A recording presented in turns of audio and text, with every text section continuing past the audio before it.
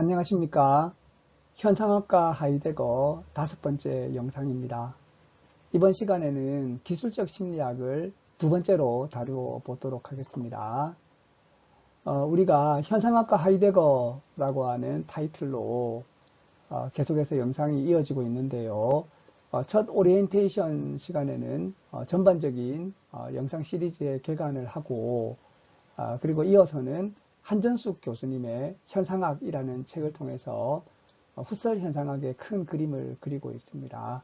계속해서 그러한 그림을 그리는 과정 가운데 있습니다. 한전숙 교수님의 현상학이라고 하는 책은 크게 이렇게 이루어져 있죠. 제일 먼저 서론이 있고, 그리고 나서 현상학의 이념, 기술적 심리학, 선험적 현상학,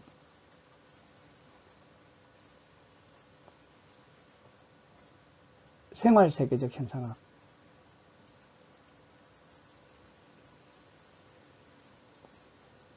그리고 맺는 말로 되어 있습니다. 원래 기술적 심리학을 2번 나누어서 하려고 했었는데 분량이 너무 많은 것 같습니다. 그래서 3번으로 나누어서 하려고 하고요. 그래서 이제 오늘이 2번째 시간으로서 지향성을 중심으로 하고, 3번째 우리 영상에서는 이제 본질 직관을 중심으로 이야기를 해 보려고 합니다. 오늘은 이제 지향성을 중심으로 특히 이제 논리 연구 2로 넘어가서 훗설이 어떻게 사유를 전개했는가를 알아보도록 하겠습니다. 우선 그 앞의 이야기를 돌아보고 오늘 이야기를 시작을 하도록 하죠. 훗설은 수학자로서 학자의 경력을 시작했죠. 특히 이제 그 수학의 기초에 대한 관심이 있었던 것을 볼 수 있습니다. 그래서 수와 논리의 기초를 알고 싶었던 것이죠. 그래서 이제 이 연구를 하다가 보다 더 철학적인 방향으로 전진하게 되는데요. 이 이제 수와 논리의 기초를 탐구할 때 심리학주의라고 하는 관점을 취하게 되는 거죠. 브렌타노의 영향으로, 스승이었던 브렌타노의 영향으로 심리학주의, 뭐 또 줄여서 심리주의 이렇게 부르는 분들도 있는데 수학과 논리학의 기초를 심리에서 찾는다는 거죠. 이런 이제 심리학주의자로서의 훗설의 어떤 면모가 있었던 것입니다. 초기에 이런 이제 입장에 있었던 것이죠. 그래서 수의 개념에 관하여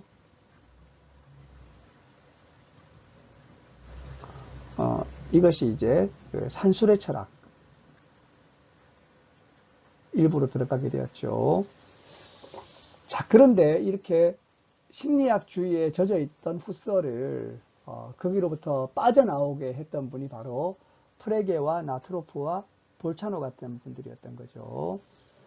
그리고 프레게의 서평, 나트로프의 지적, 그리고 이제 볼차노의 이런 논리주의, 논리적 객관주의 이런 데 영향을 받게 되면서 이제 훗설이 전향을 하게 되죠. 거의 엄청난 이제 그런 반대 방향으로 이동을 하게 되는 거죠. 그렇게 해서 나온 것이 바로 논리 연구 1인 거죠. 여기에서 훗설은 그야말로 이제 논리주의자로 바뀐 걸로 이렇게 사람들은 다 생각을 했다는 것입니다.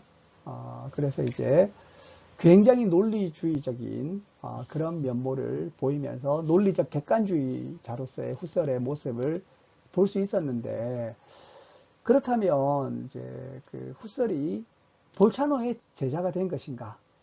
근데 그렇지는 또 않았다는 것입니다.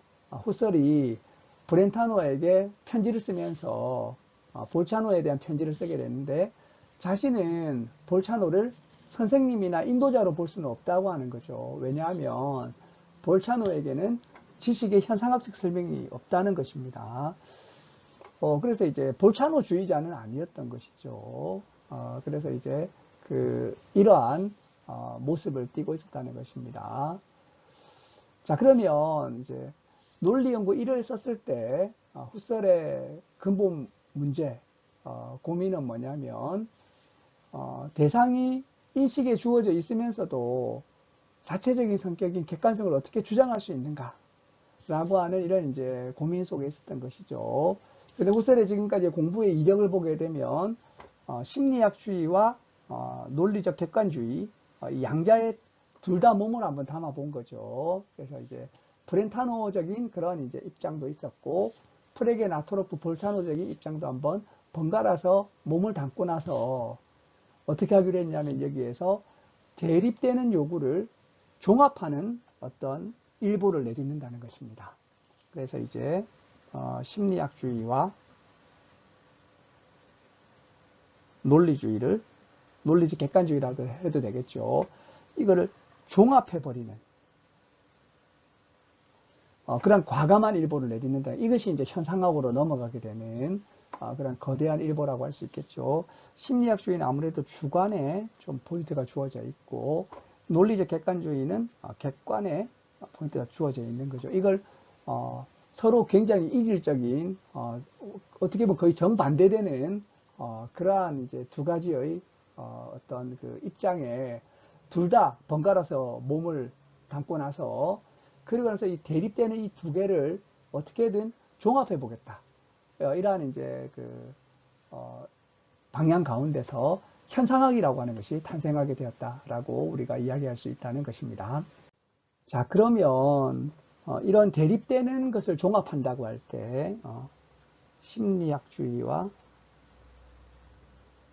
논리주의, 논리적 객관주의, 주관을 강조하는 심리학주의, 그리고 객관을 강조하는 논리주의, 이 두 개를 종합한다고 할 때 서로 이렇게 이질적이고 대립적인 입장을 어떻게 종합하냐는 거죠. 여기에서 굉장히 마법과도 같은 해답이 주어지게 되는 거죠. 그것이 바로 뭐냐? 인텐시오날리테트라고 하는 지향성이라고 하는 개념이라는 것입니다. 지향성. 주관의 객관 지향성, 주관의 대상 지향성이라고 하는 지향성 개념을 여기에서 가져오게 되는 거죠. 그래서 이제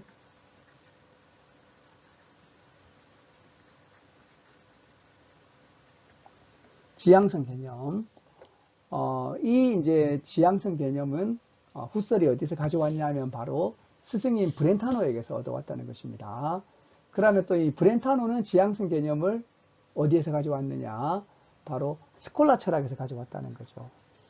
그래서 스콜라 철학에 있었던 지향성 개념을 브렌타노가 가져왔고 이것을 후설이 가져옴으로써 이 심리학주의와 논리주의라고 하는 상반된 이론을 종합하는데 바로 이런 이제 지향성을 가져왔다는 거죠.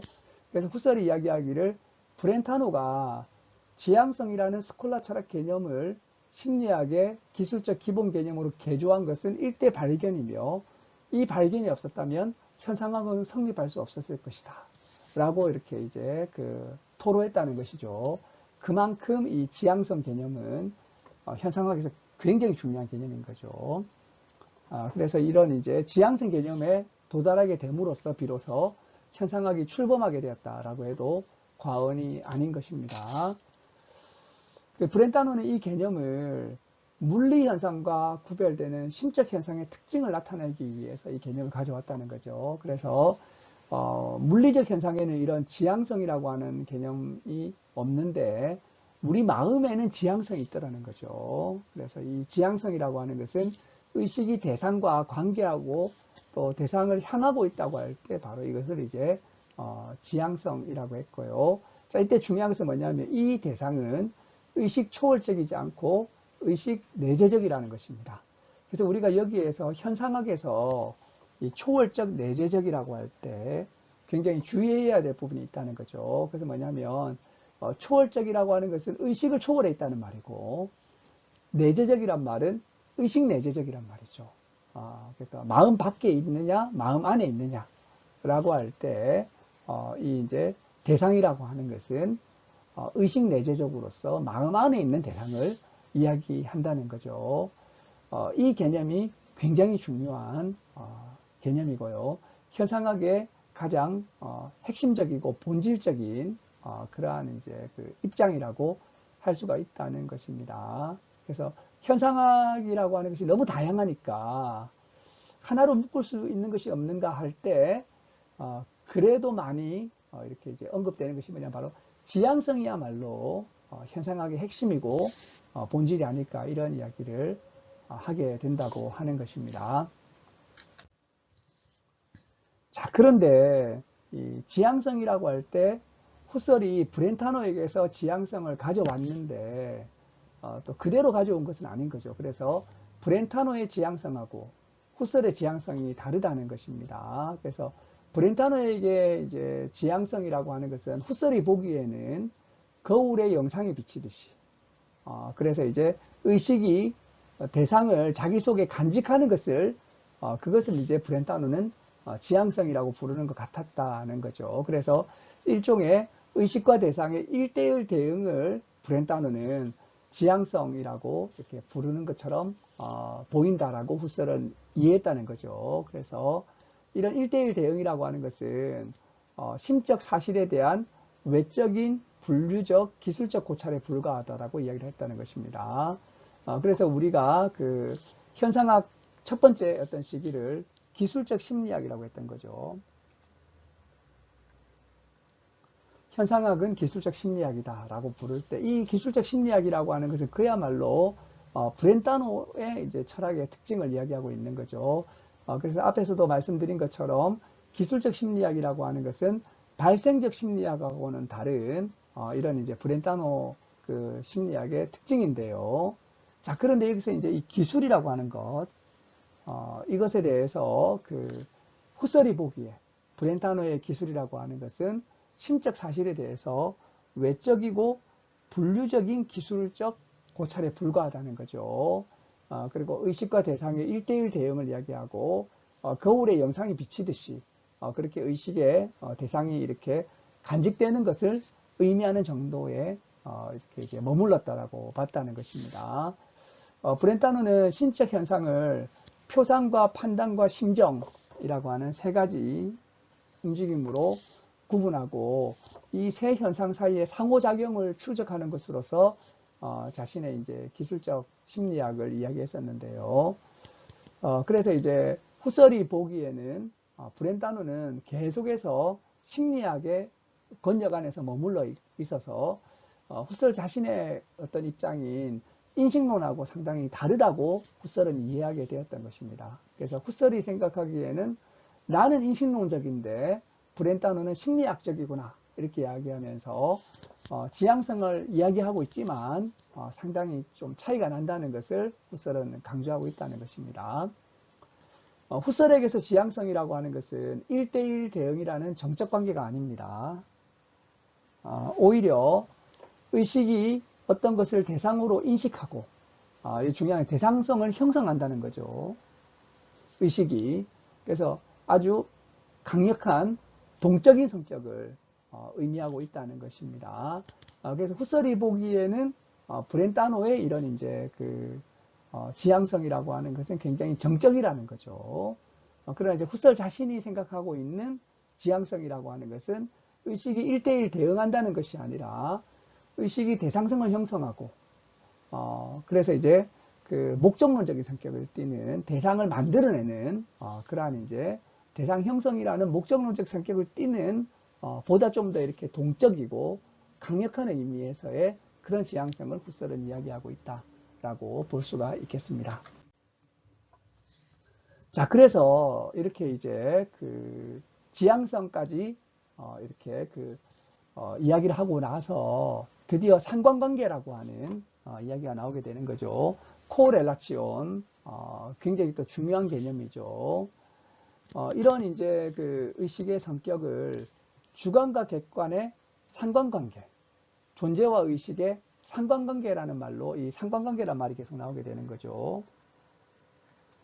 코렐라치온이라는 말을 하게 되는데, 이 상관관계라고 하는 것은 뭐냐면 A와 B가 있으면 A 따로 B 따로 있다가 서로 합쳐질 수도 있고 이런 관계를 이야기하는 것이 아니고 서로 독립적으로는 존재할 수 없는 하나를 설정하면 다른 하나가 반드시 있어야 되는 그러한 관계를 뭐라고 하냐면 바로 상관관계라고 하는 거죠. 그래서 그냥 렐라치온하고 다른 거죠. 코렐라치온인 거죠. 그래서 서로가 서로 이렇게 이제 독립적으로 존재할 수 없고 반드시 결부되어 있는 그러한 관계를 상관관계라고 하는 것입니다. 그래서 이제 의식에 나타난다. 의식이 대상과 관계를 맺는다. 대상 지향적 내재 이런 표현들은 읽을 때 좀 우리가 주의해야 될 것이 1대1 대응 관계라고 생각해서는 안 된다는 것입니다. 그리고 이제 그 두 개를 따로따로 놓고 독립적으로 있는 것이 서로 연결된다라고 하는 그런 이제 그 두 실제하는 것 사이의 실제적인 관계가 아니라는 것입니다. 있는 것은 두 실제가 아니라 오직 하나의 사태, 지향적 체험밖에 없다는 거죠. 바로 이렇게 할 때 S와 O가 따로따로 있는 것이 화살표에 의해서 연결된 것이 아니라 이거 자체가 하나라는 거죠. 하나의 사태라는 것입니다. 지향적 체험이라는 거죠.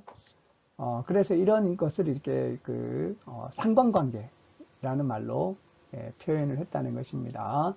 그래서 주체가 대상을 지각할 때는 대상이 지각적으로 나타나 있는 것이고 상상할 때 우리 상상의 대상이 있는 거죠. 그러면 상상적으로 나타난 것입니다. 내가 만약에 컵을 본다면 이것이 지각적으로 이렇게 나타난 것이고 내가 유니콘을 상상한다면 그 유니콘이라는 대상은 상상적으로 나타난 것이죠. 이게 이제 바로 하나의 사태로서 지향적 체험으로서 하나의 상관관계로 이렇게 이제 되어 있다라고 하는 것입니다. 그래서 후설이 이걸 발견하고 나서 깊은 감동을 받은 거죠. 그래서 이제 경험 대상과 그 소요 방식의 보편적인 상관관계 아프리오리가 처음으로 게시되었을 때 이것이 그를 아주 깊게 감동시켰다라고 후설은 회고하고 있다는 것입니다. 자, 그래서 이런 이제 상관관계 이것이 현상학의 굉장히 중요한 하나의 특징이 된다는 거죠. 논리 연구에서도 이 상관관계에는 반드시 있어야 된다는 것입니다. 그래서 이제 자체적 존재라고 하는 수학과 논리학의 대상도 이제는 이런 주관작용과 떼어서 생각할 수 없게 된 것입니다. 굉장히 또 충격적인 어떤 생각의 전개인 거죠. 지금까지 한 것이 뭐였냐? 지금까지 한 것이 바로 수학과 논리학의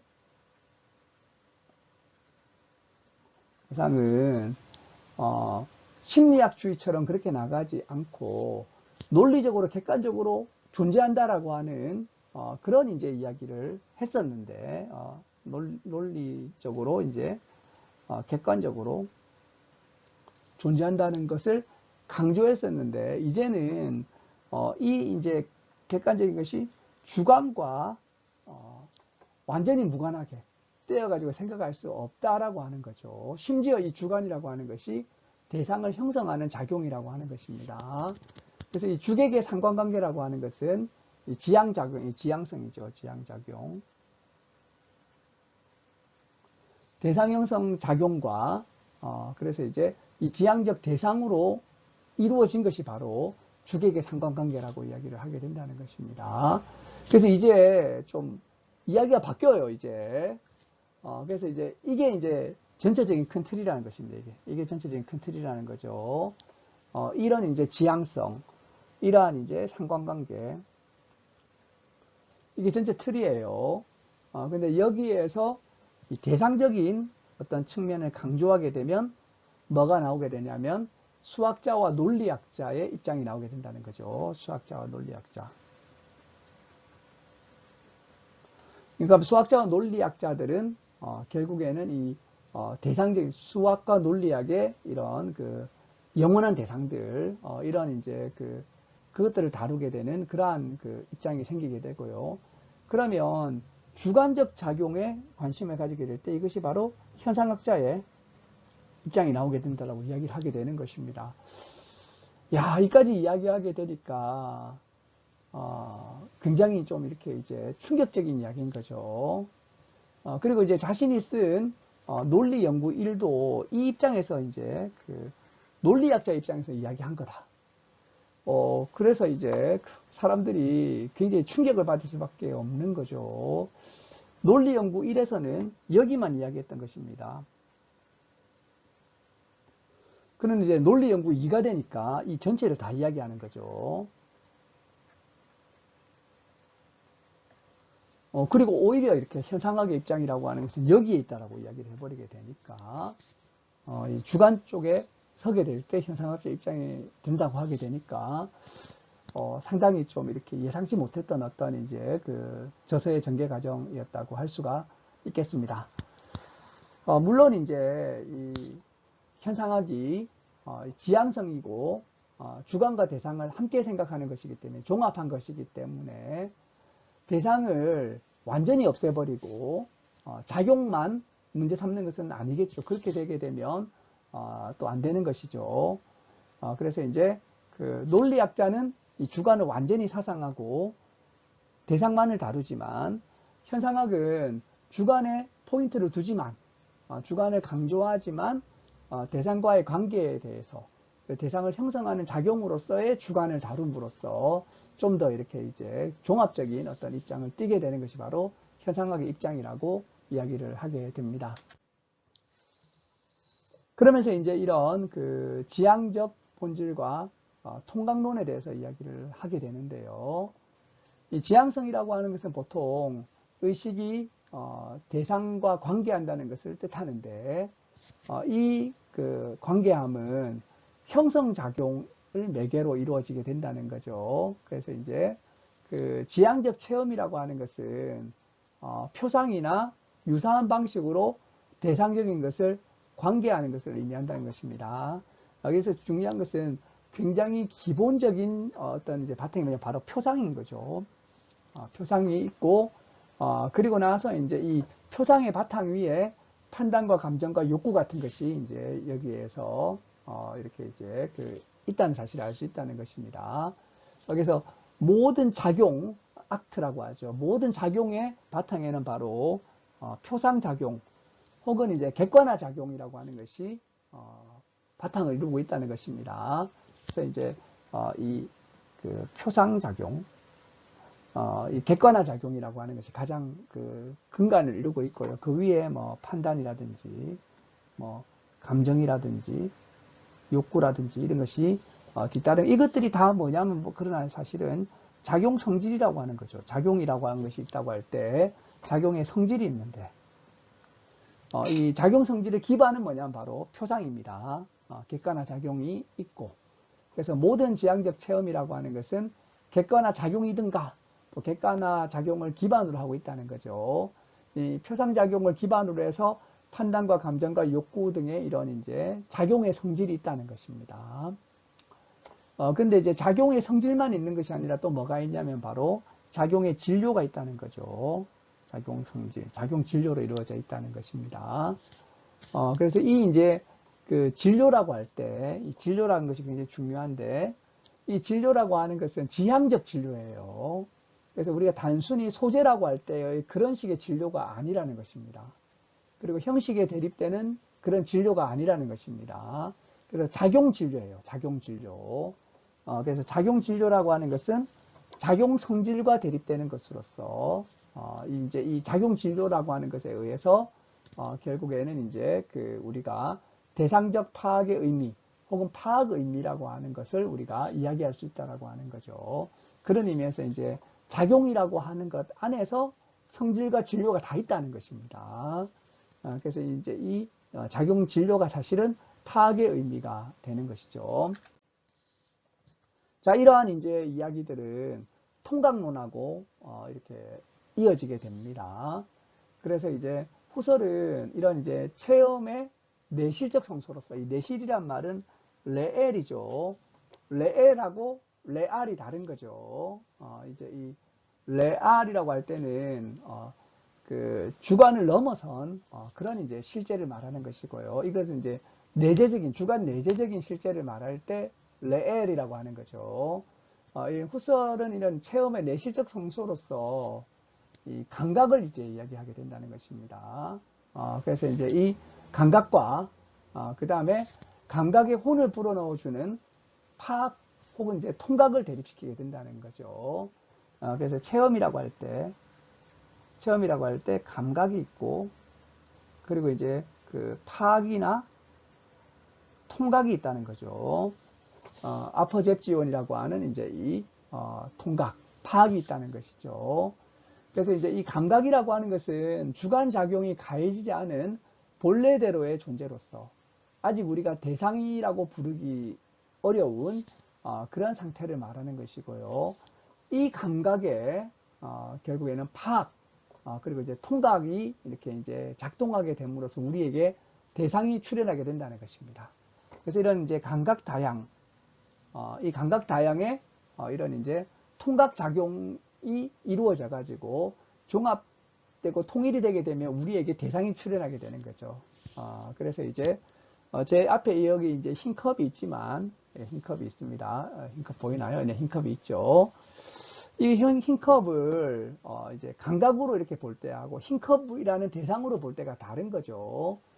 그래서 이제 이 통각 작용에 의해 가지고 이 이제 그 흰 컵의 여러 가지 것들이 종합 통일되어서 파악되게 되면 우리에게 컵이라고 하는 대상이 출현하게 된다는 거죠.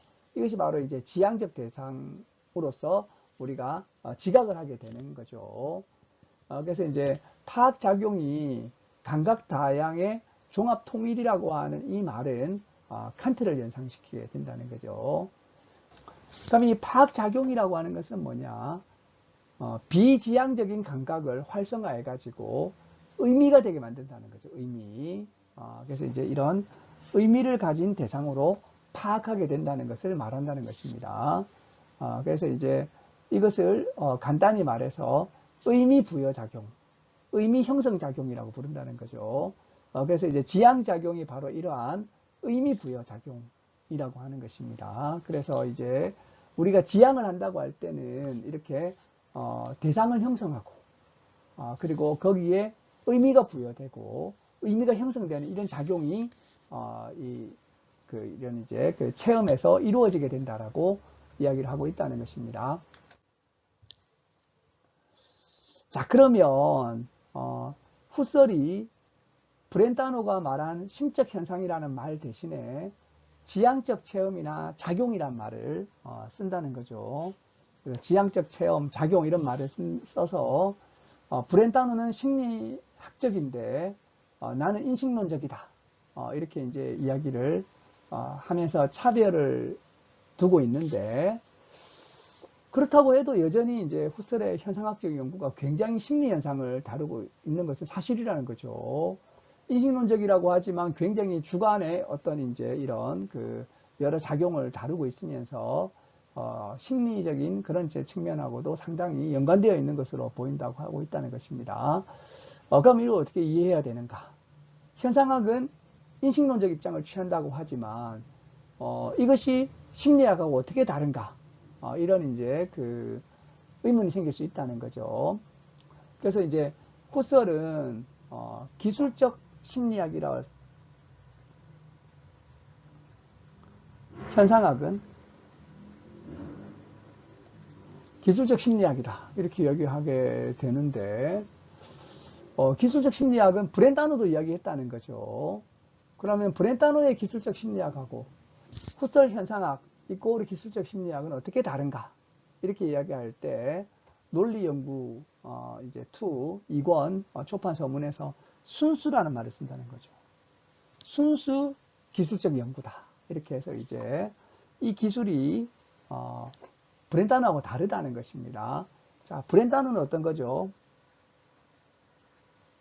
브렌타노는 발생적 심리학과 대비되는 기술적 심리학을 이야기했다면 후설은 순수 기술적 심리학을 이야기한다라고 이야기하면서 브렌타노와 차이를 두고 있다는 것입니다. 그래서 이제 그 순수 인식 비판적 관점에서 순수 기술적으로 연구한다라고 하는 거죠. 이것은 당연히 이제 이런 발생적 심리학하고는 완전히 다른 거죠.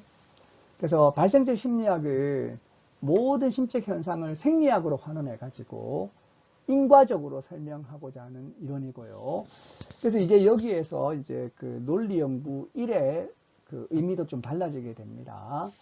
내가 논리 연구 1에서 비판한 것은 바로 발생적 심리학을 논박한 것이지 기술적 심리학을 논박한 것은 아니다라고 하는 거죠. 그래서 이제 내가 심리학주의를 다 비판하는 것처럼 보였겠지만 사실 내가 비판한 것은 발생적 심리학을 비판한 것이고 기술적 심리학은 논박하지 않았다라고 이렇게 이야기를 하고 있다는 것입니다. 자, 그래서 다시금 이렇게 이제 심리주의적인 면모를 강하게 보이는 그러한 이제 입장으로 되돌아와 버렸어요. 그래서 후설은 자신의 논리 연구 1에 대해서 이렇게 회고하게 된다는 것입니다. 논리 연구 1은 한 번도 심리학주의 전반을 논박하지 않았다. 이게 사람들이 듣게 되면 매우 충격적인 이야기죠. 논리 연구 1이라고 하는 것에서 사람들은 이게 이제 얼마나 이런 이제 느낌을 받았냐면, 야, 저 심리학주의를 추종하던 사람이 완전히 뒤로 뒤집어져 가지고 객관적 논리주의로 전향했구나라고 이렇게 생각을 하고, 이 책이 유명해진 것은 심리학주의를 그야말로 철저하게 논박하고 비평하는 그런 이제 입장에 있다고 해서 이 책이 큰 이런 인정과 동의를 얻었었는데, 이제 와가지고는 이 책은 한 번도 심리학주의 전반을 논박한 적이 없다라는 거죠. 그래서 이제 논리 연구 1의 이제 주제는 아주 특수한 의미에서의 심리학주의를 논박한 것에 불과하다. 이제 이런 이제 이야기는 뭐냐면 바로 발생적 심리학이라고 하는 이런 이제 발생적 심리학의 입장에서 논박한 심리학 입장에 대해서 논박한 것에 불과하다라고 이렇게 이야기를 하고 있다는 것입니다. 야, 이게 정말 너무나도 또 이 후설 사유의 길을 따라온 사람에게는 충격적이었을 것 같아요. 자, 그래서 이제 하이네만이라는 분이 보기에는 이게 너무나도 이제 역설적으로 보인다는 것입니다. 논리 연구 1에서는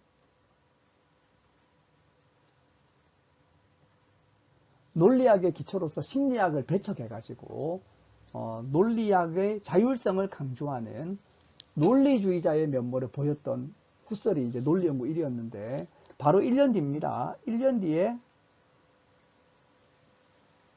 자기가 쓴 책에서는 이 논리적 명제의 의미는 오로지 주관에 우리의 의식작용에 있다라고 해서 다시 또 이렇게 이제 심리주의적인 그런 모습을 보이고 있다는 것입니다.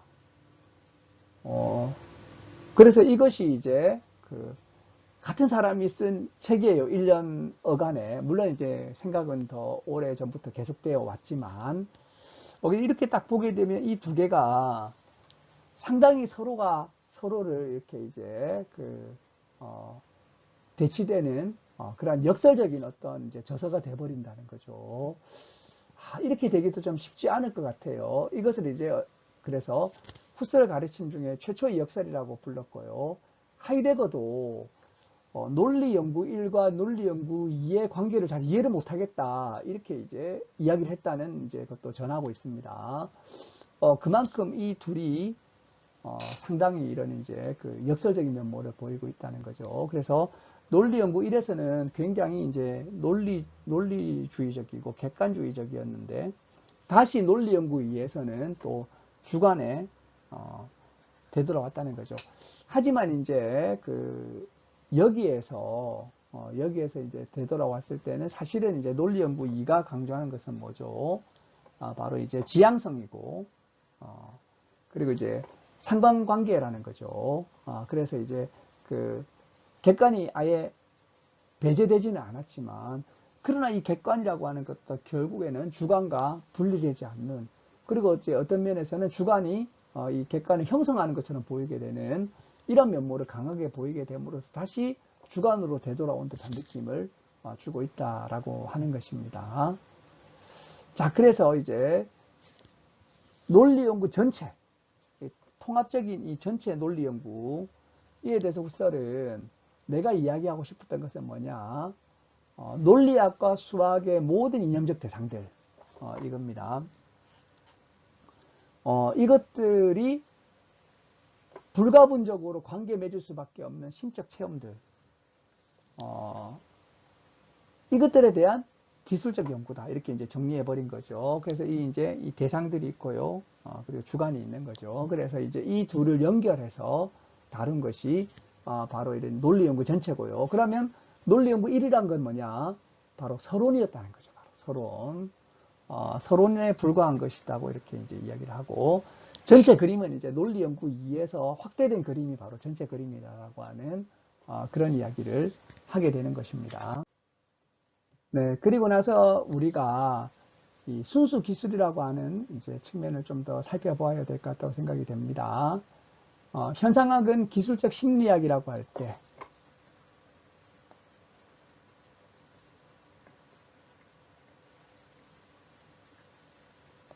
이 기술이라고 하는 것은 도대체 뭐냐? 이것은 아까도 말씀드린 것처럼 순수 기술이라는 거죠. 이 순수라고 하는 것은 뭐하고 대비되느냐? 경험적 기술하고 대비된다는 것입니다. 특히 이제 이 순수 기술이라고 하는 것은 본질 직관을 토대로 한 기술이라는 거죠. 그래서 이제 본질 직관에 대해서 우리가 다음 영상에서 하기로 하고, 그래서 이 이제 그 순화 논리라고 하는 것은 우리 앞에 영상에도 말씀드린 것처럼 경험계와 독립해 있는 아프리오리한 자기 동일적 존재인 거죠. 이것만 이야기하게 되면 이런 수의 세계와 논리의 세계가 우리는 이제 우리 일반적인 경험적 주관과는 독립해 있는 그런 이제 존재라는 사실 우리가 알 수 있는 거죠. 맞습니다. 우리 경험적인 이런 이제 그 주관하고는 독립해 있는 건 맞아요. 그러나 이제 여기에서 이제는 뭘 생각해야 되냐면 바로 상관관계의 원리를 적용해야 된다는 것입니다. 그러면 이러한 이제 수와 논리라고 하는 것은 경험적 주관하고 하고는 별도로 있을 수 있다는 거죠. 그러나 상관관계의 원리가 여기에 들어서게 되면서 여기와 연관된 어떤 주관이 있어야 된다는 것입니다. 이와 연관된 주관이 있어야 된다는 거죠. 이것이 바로 상관관계지 않습니까? 특히 이제 이 주관이 대상을 지향하는 이런 이제 상관관계인 거죠. 그래서 이런 존재에도 그에 상응하는 형성작용은 있을 수밖에 없다. 상관관계의 원리가 이제 굉장히 근본적인 원리가 됐기 때문에 이렇게 생각해야 된다는 거죠. 그래서 이제 이 순수 수학이나 순수 논리학, 순수 수학, 순수 논리학,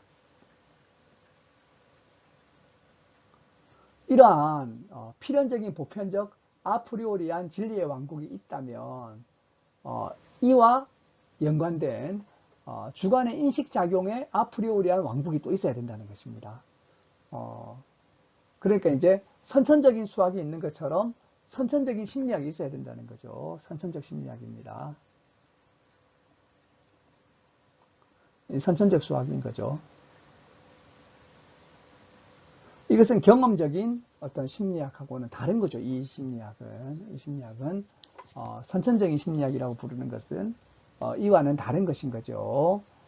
자, 그래서 현상학은 경험적 심리학이 아니라는 것입니다. 오히려 이런 경험적 심리학의 기초를 이루게 되는, 기반이 되는 그러한 이제 학인 거죠. 그래서 체험에 관한 순수 본질론이라는 거죠. 그래서 여기에서 이제 훗설은 현상학은 사실학이 아니라 본질학이다라고 하는 또 굉장히 중요한 주장을 하게 됩니다. 본질을 추구하게 되는 본질학이다 이렇게 이야기하는 거죠. 그래서 그 현상학을 하려면 이제는 사실의 세계로부터 본질의 세계로 넘어가야 된다라고 이야기를 하게 됩니다. 그래서 이제 이런 본질학으로서의 현상학 이야기를 하게 된다는 거죠. 선천적인 심리학이라고 하는 것은 진리를 인식하는 이런 주관작용의 순수 유형이나 본질 구조에 관한 학이라는 것입니다. 주관작용의 순수 유형이나 본질적 구조에 관한 이제 그런 학이라는 거죠. 그래서 이것이 또 이렇게 이제 뭐라고 할까?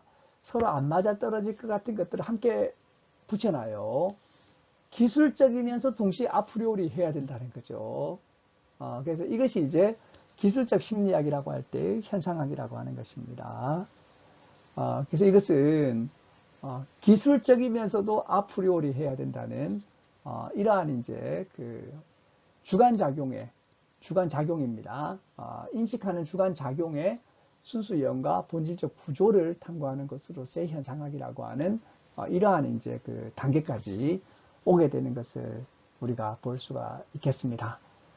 네, 지난 시간에 후설이 걸어왔던 길하고는 또 다른 어떤 이제 그러한 방향의 어떤 그 연구를 우리가 볼 수 있었고요.